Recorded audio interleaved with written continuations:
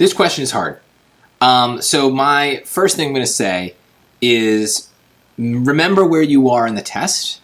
On math, we are very easily able to sense the difficulty of a question because the questions are supposed to go in order, right, from easiest to hardest as you go through the section. So we should be aware very, very easily of kind of like whether something's supposed to be hard or not. Reading, it's all over the place. We go from hard questions to easy questions, so we don't have that ability. However, you're gonna know when you're dealing with something hard a lot of the time. So I'm going to use a strategy that I mostly use in the math section. Sense the difficulty, because I want to use it as a reminder that you're only on question 17 and 18. So we don't have a lot of time to spend on this because there's still 3 passages left.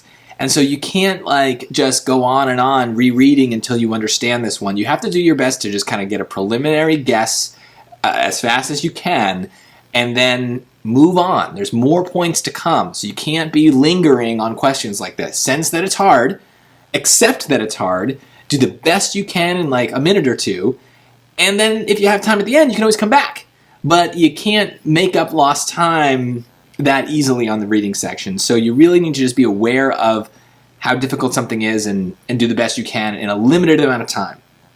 But there is still a process that can help us narrow down some answers. We're not going to be guessing randomly here. We have a strong ability to make a good guess. So what would we do? Well, we'd follow the QLC method, and we'd make sure we understand what we're looking for. Well, so we need a point about human rights. That's a pretty generic thing. If you saw my video for the last question, we know that rights comes up a lot, so it's going to come up in this question and probably in a lot of these choices. But let's go to the choices. Let's see if we can eliminate anything that seems irrelevant. So we're looking for something about human rights. 58 to 61, that starts here. 58 to 61. She says human beings have rights because they are moral beings. The rights of all men grow out of their moral nature, and as all men have the same moral nature, they have essentially the same rights. So I barely understand what she's saying, but she's using the word moral a lot, so something about morality is probably important here. I'm going to worry about it later. If I have a choice in number 17 that relates to that idea, I'll go back to this line and try to understand it better. But for now, all I care about is that it's kind of related to human rights. So we'll keep it. Choice B, 61 to 65, just the next part. These rights, so looking good already, may be wrested from the slave, but they cannot be alienated. His title to himself is as perfect now as is that of Lyman Beecher. It is stamped on his moral being, and it is, like it, imperishable. So this one is harder to understand. Remember, what you want to do here is you want to look for things that are repeated, because main ideas are repeated ideas. So I don't need to understand it completely. I do see, though, that they are repeating some ideas. The word imperishable, stamped, right, cannot, they may be wrested from the slave, but cannot be alienated is a hard word.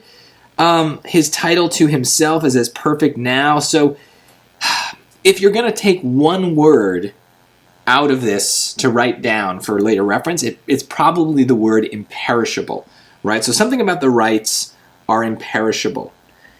Again, I don't know too much beyond that, but I'm making this little note so that later I can come back to this and have a little bit of a memory of what I read.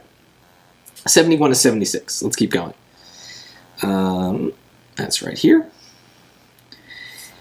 To suppose that it does would be to break up utterly the relations of the two natures and to reverse their functions, exalting the animal nature into a monarch and humbling the moral into a slave, making the former a proprietor and the latter its property. Well, we don't really seem to be talking about rights.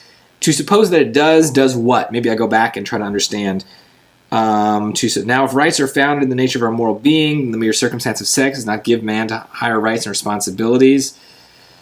So I don't know, maybe they're talking about rights here, like kind of in a backhanded way. I don't really know. This seems to be, though, about sex, gender, right? So maybe. I don't like this choice. So far, A and B are better than C. But who knows? We'll keep seeing, just, you never know. 77 to 81. It's here to here.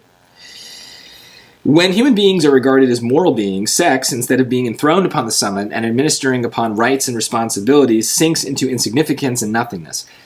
Again, this feels like it's more about sex and gender than it is about rights, but that word rights is in there, so maybe, again, I can't really eliminate it. And this is all okay. My job at this stage of the question, whether it was an easy evidence or hard evidence pair, is not to come down to one line reference. It's just to get a sense of the raw material that we're going to use to look more now closely at number 17 and look at those answer choices and start to sort through them. And we'll make a match. We'll start winnowing it down, but it's not important at the beginning that you get to one answer for number 18. So let's take a look now at 17, these choices. They are viewed differently in various cultures around the world. So look, a lot of those lines I don't really understand. But at no point were we comparing various cultures around the world. Didn't happen. I would have known that, right? So that is clearly wrong. Now I've just increased my odds of getting this right, even if it's still hard. They retain their moral authority regardless of whether they are recognized by law. Well, okay, this moral authority seems to match with this moral stuff I was talking about before. I don't know how it matches, but the words are similar. So, okay, fine. Let's keep it. C, they are sometimes at odds with moral responsibilities. There's the word moral again. Okay, maybe, again, that kind of matches with that line reference A. D, they have become more advanced and refined throughout history. Well, okay, that's definitely wrong because we didn't compare time, right? We weren't talking about a change in time, so that definitely wrong. So this is where, it starts to really get hard. I mean, these choices are difficult, and so do the best you can, and then you'd want to guess something and move on so you're not lingering. But let's finish it since we're doing the video. Okay.